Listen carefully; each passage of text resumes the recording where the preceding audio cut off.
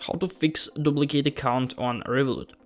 We can only allow you to have one personal account, which means it's not possible to open two personal accounts within the same login details, like phone number or email address.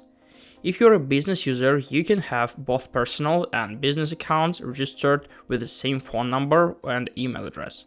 Check all details on this page on our website. How did I create a duplicate account? Usually, a duplicate account is created when you get a new phone number. This can be a result of moving countries, losing your credentials, or changing device providers. When you get a new phone number, you should change the phone number registered to your account. How can I change my phone number?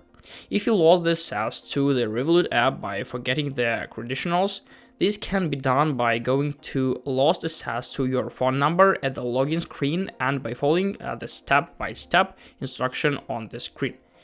If you're relocated to another country, please follow the same flow to change the phone number associated with your account. You can read more in our article right up here. How do I close a duplicate account? If for any reason you have created a duplicate account, it needs to be closed.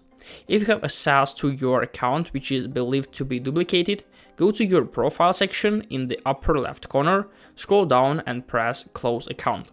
Once the duplicate account is closed, you can change the phone number on the original account.